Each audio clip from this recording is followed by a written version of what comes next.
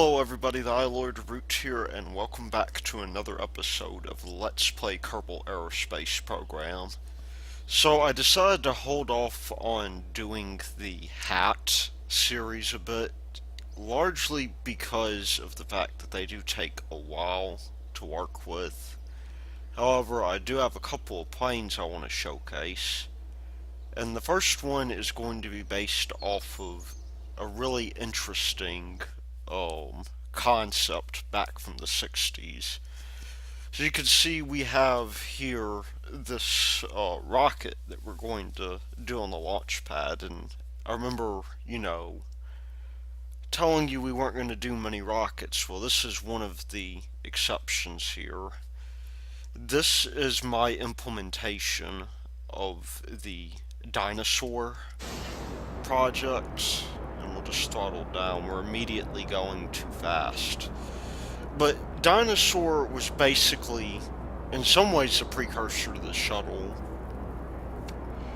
It was, I don't know if it was an actual plane or if it was a lifting body. I think it might have been a lifting body. Whoa, I need to throttle way down. But, the idea behind it was that you would, pretty much, launch a space plane up on top of a Titan rocket that had these wings, and you had to have the wings because if you didn't, then what might happen, of course, is that you might end up losing control of the rocket. And so the Titan rocket had these great big tail fins on them like we've got here. Now, Dyna-Soar itself was actually a precursor to the Manned Orbital it was the Manned Orbital Laboratory, I think, and basically this was the Air Force's parallel space program that they were working with. You had NASA at that time, but you also had something called MOL. And the deal with MOL, we'll just kick up the throttle as much as we can. But the deal with MOL, anyhow, was that it was basically going to be this manned laboratory that was going to be based off of the Gemini stack.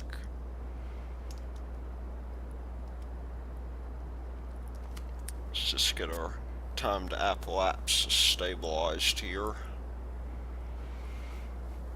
And the basic idea with it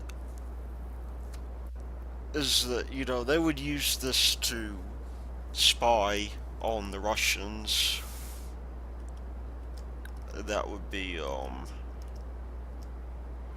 would be kind of like the Salyut series of, I guess, space stations that the Russians put up. Because at that time, the Cold War was, brewing, and there was this fear that, if we got left behind in the space race, that what might happen is that we might end up getting ourselves into a situation to where we would not be able to easily defend ourselves against maybe like an ICBM. And so that was a real concern then. We'll just bring this down just a little bit. Circularize that orbit. Now, if I've done this right, and I may have botched the launch just a little bit,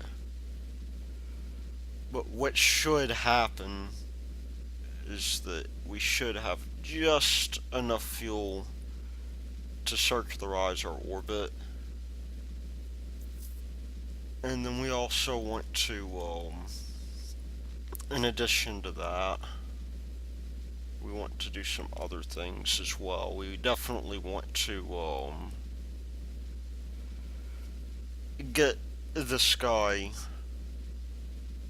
up into orbit and see if we can do the trickier part of this, which is to land at KSC.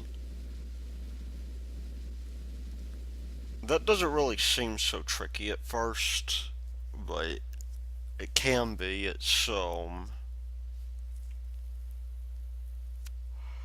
You do sort of have to pay attention to what you're doing. But yeah, this was, when the mole program was canceled, this was the replacement, and then I think within like a couple of months, this concept got shelved as well. So it probably was not the best in terms of, sustainable projects. I don't know if the Air Force was ever really serious about it. Well, it was an interesting idea because it, in some ways, paved a lot of the way for the space program, or for the space shuttle, rather. Because, as we all know, the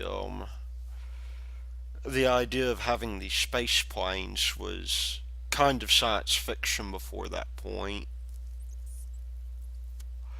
And again, there are some challenges to designing the rocket. It's got to basically be. We'll just point along our prograde vector real quick so we don't lose too much in the way of velocity. But,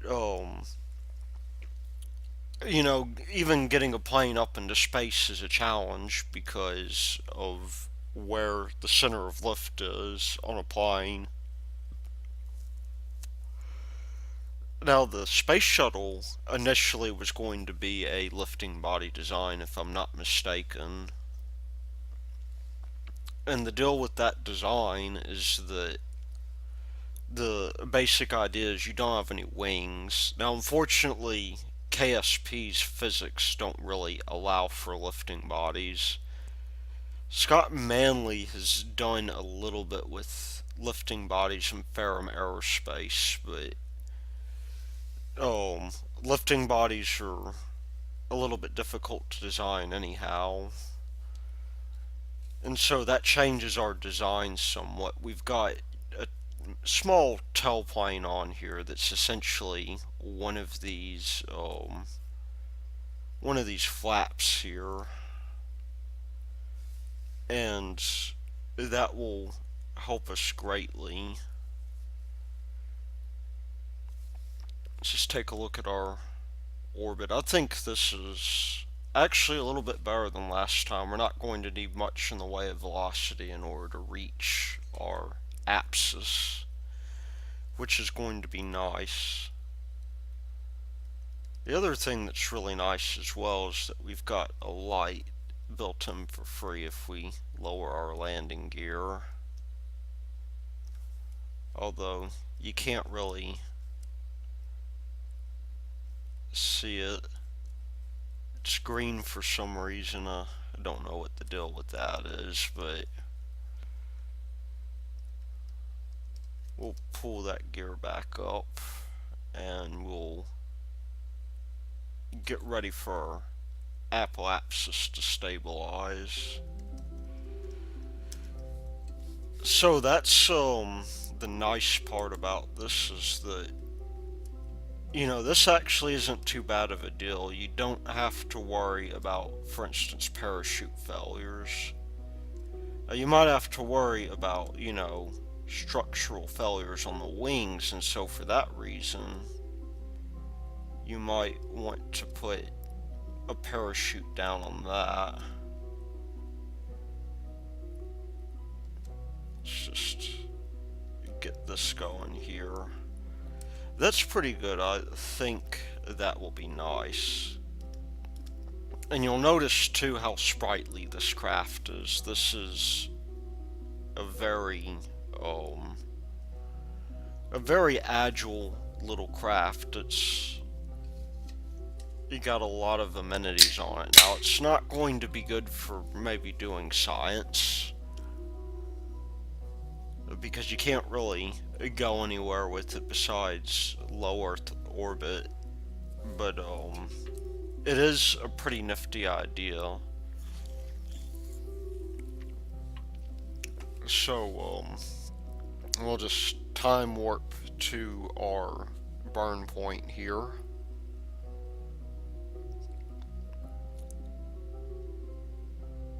And of course, spaceplane reentry is a bit of a challenge if we're trying to get over a runway anyhow. You do have to burn a little bit um away from the dill.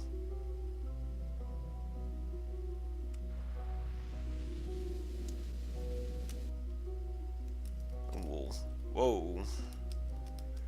This thing is a little bit more difficult to control.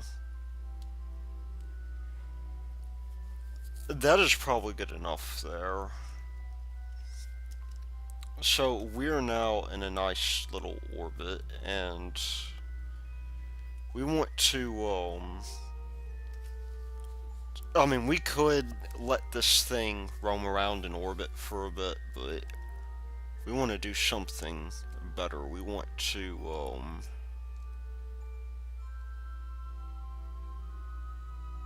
get our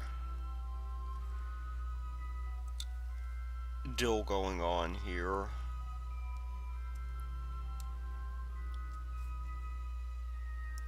So I believe KSC is about there.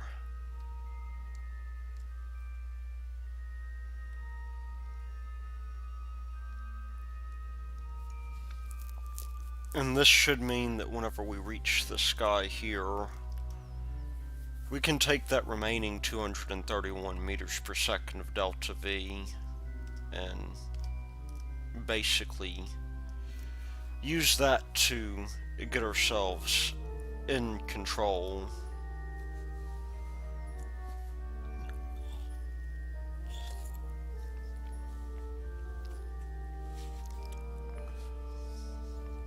That's like some 73.7 meters per second.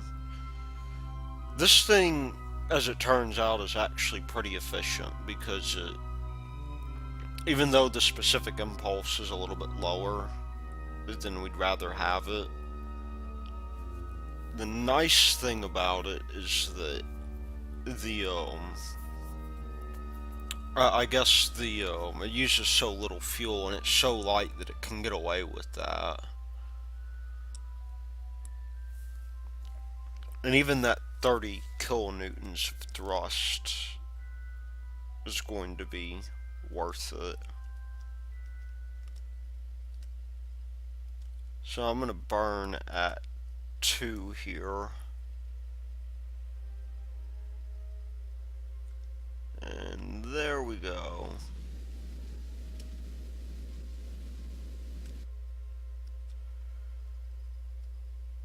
Probably a little bit,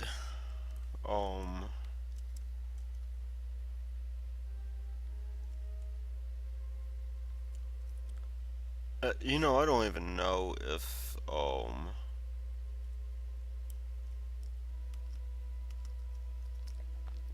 that's quite where we want to go.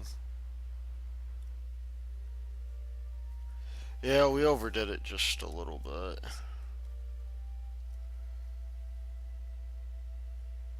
But I'm kinda hoping that we will be able to fly around for a little bit with this, at least in the upper atmosphere.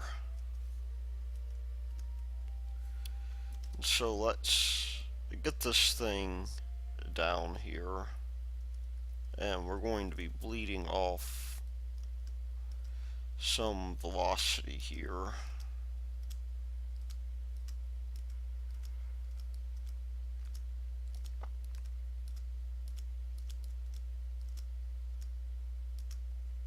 Now the rule of thumb is usually to overshoot if you can.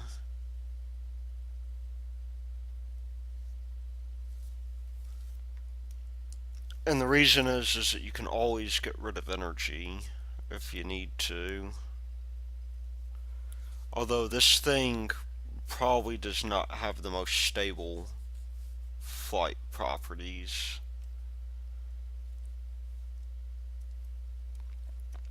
But we will turn on our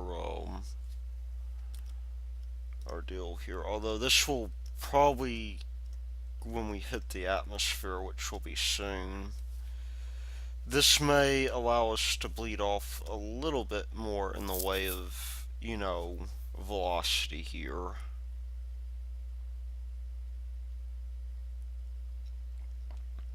It just really depends on how long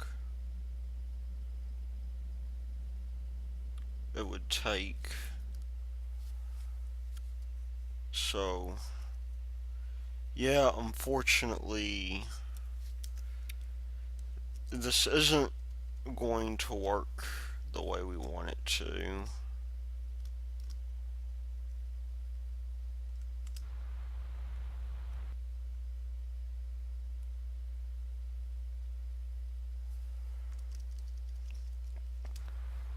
But we'll try to get this deal going on here.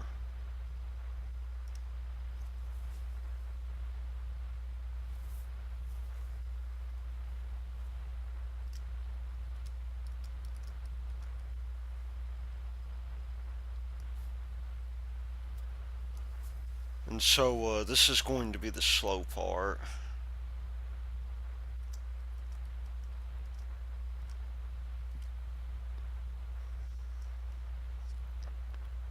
Again, there are people who are much better at this whole piloting thing than I am.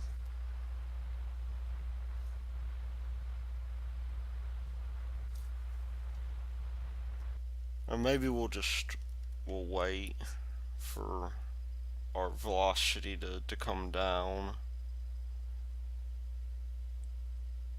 If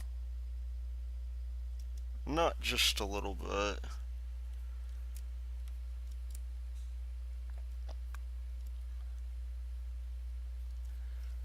Yeah, we definitely missed that by far.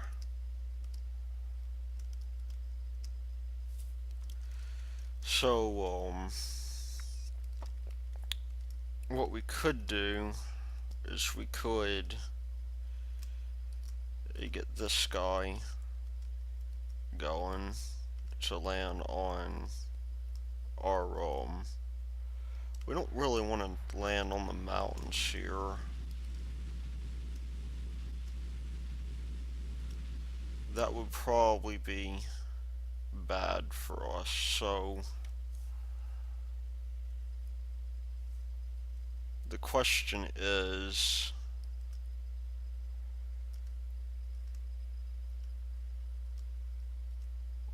can we go over those mountains?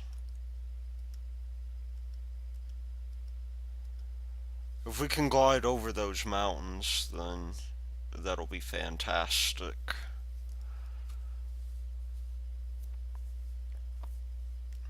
Although we are losing quite a bit of delta V, or not delta V, but velocity here, a lot of energy. So, in that case, let's turn over here a little bit.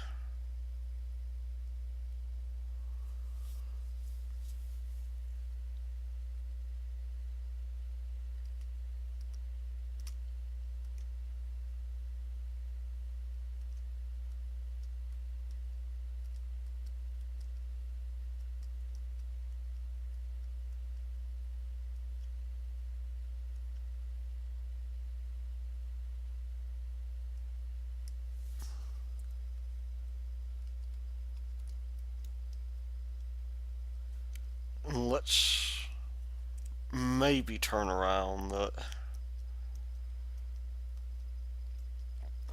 This is an incredibly bad spot for us to land, unfortunately. But I think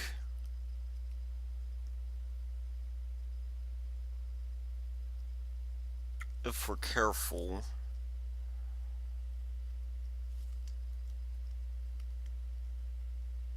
we will be able to land pretty easily.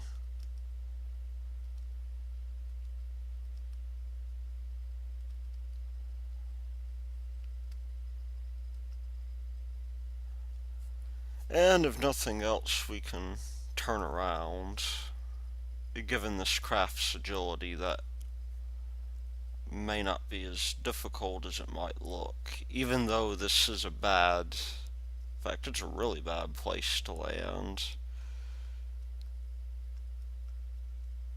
But let's go ahead and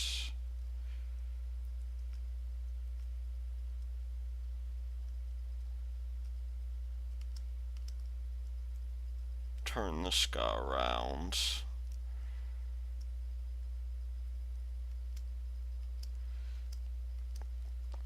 And we have lost control of the craft already.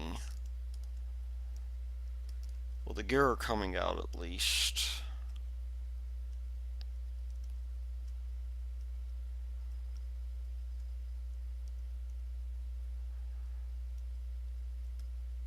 And why are we on orbital mode?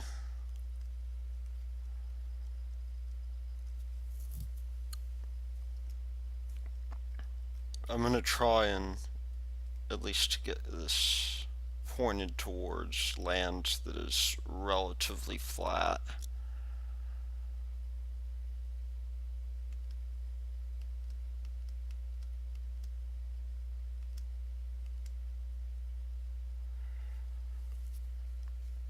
Now, unfortunately, the landing gear are a little bit chamfered here,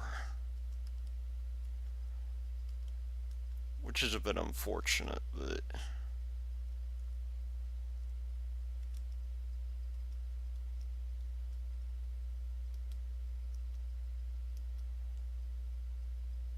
we are at least getting pretty close.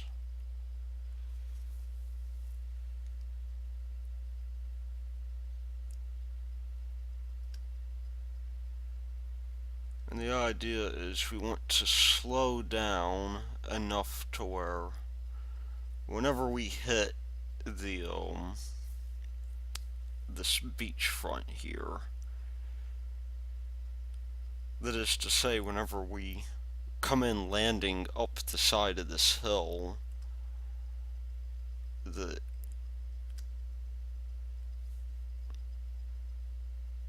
we will actually lose enough velocity to slow on down, because we really have two options here. The first is we can keep on going at this 50 something meters a second and hope that we land, or we can bleed off as much velocity as we can.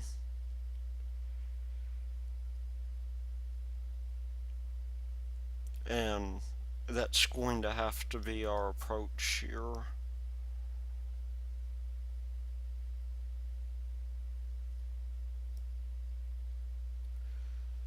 And that will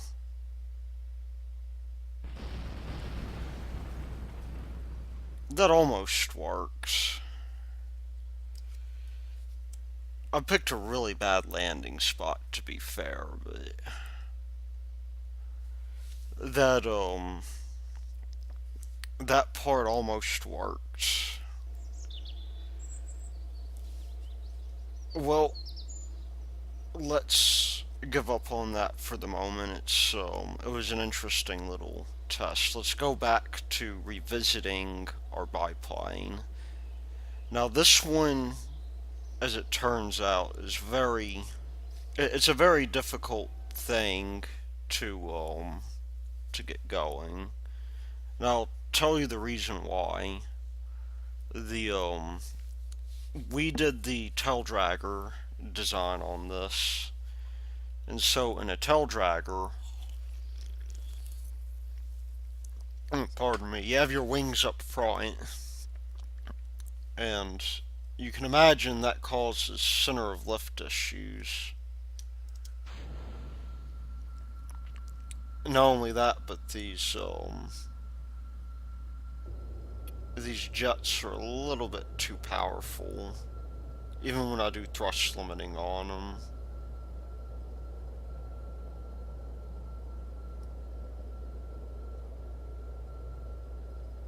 But we should be able to take off just fine. And one of the things you'll notice about this plane is that it has this random jerkiness to it that I can't really quite figure out what's causing it. Let's turn on our resources real quick.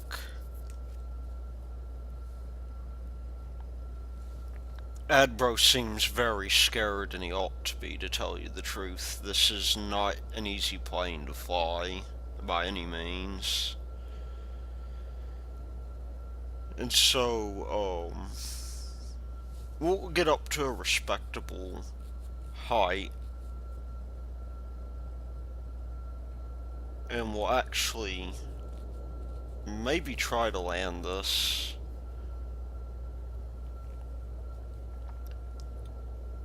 Because I'm still working out exactly how we might do that.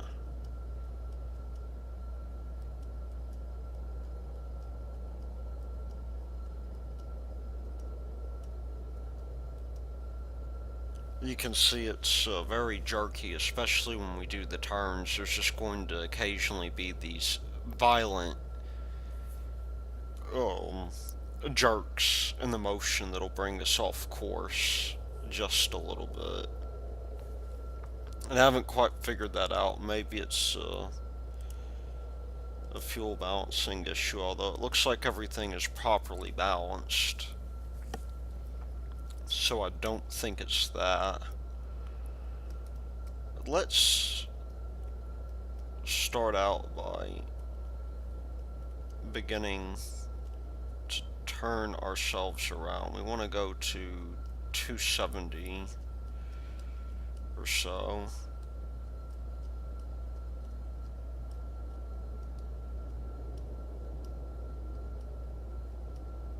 Or 275. It'll get us going in the opposite direction.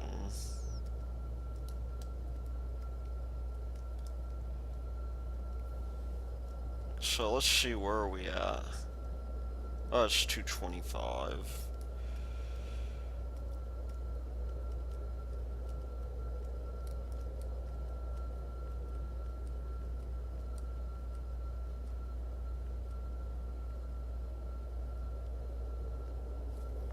Unfortunately, we made a little bit wide of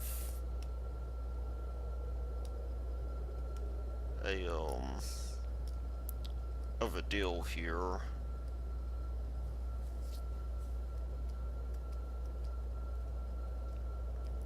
One of the nice things about this, though, is that whenever you end up, I suppose, running close to out of fuel, the plane does become a little bit more stable because of those tailplanes.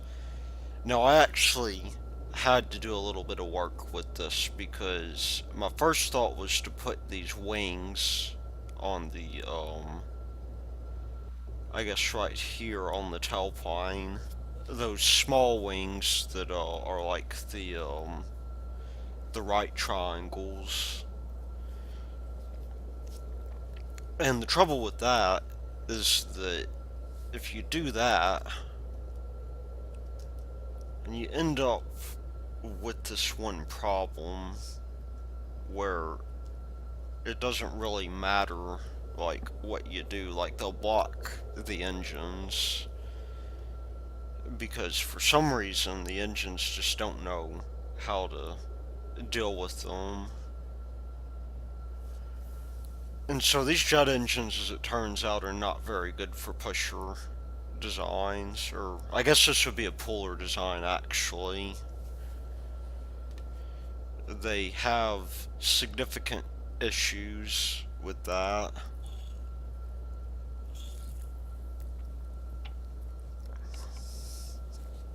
But on the other hand, they actually do go pretty much where you point them.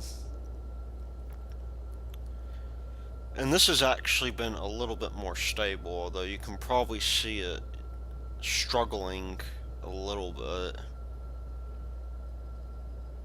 It's not the most stable design.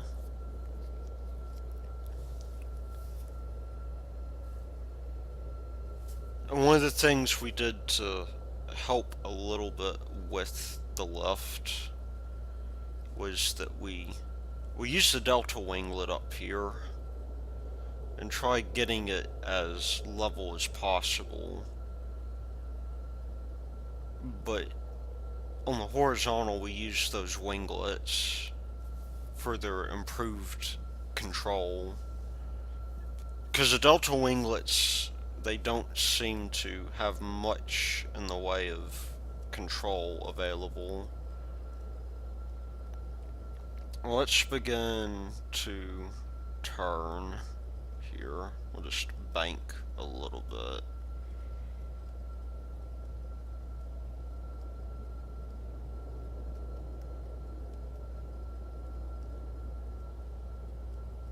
And for me, this is always the hard part, is getting these guys aligned. I mean, it could be worse. There could be a helicopter. You know, helicopters are notoriously difficult to fly.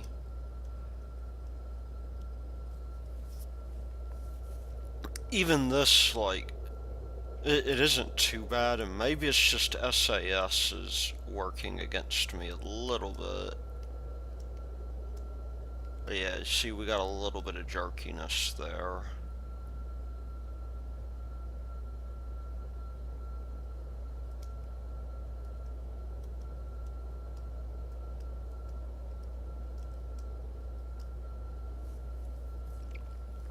But,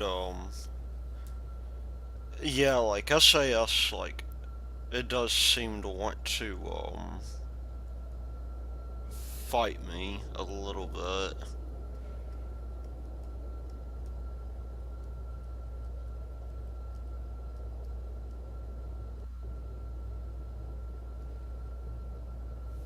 And SAS never really has been all that good for planes. They've made improvements on it, but it's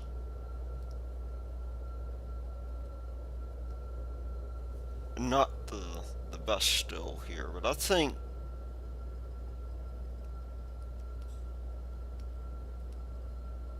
so far we're doing pretty good. We just have to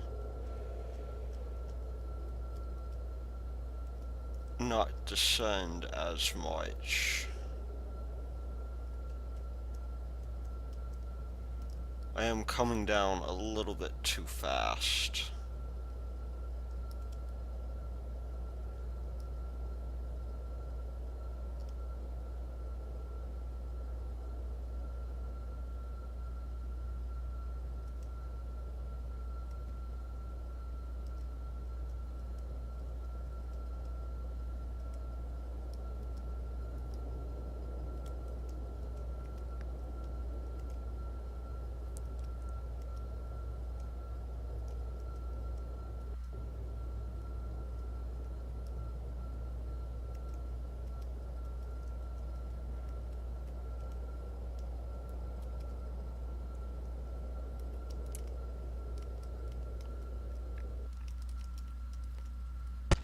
Ooh. Well, I guess it could have been worse. That is not good.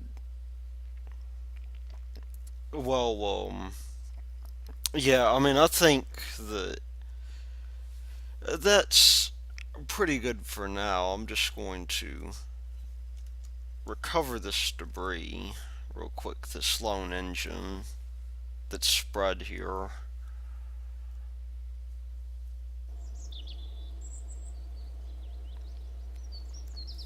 I didn't realize how low I was, but let's just see if we have any more in the way of debris. And yeah, looks like we got it all up. Anyway, this has been Thylord Root, and I will see you next time.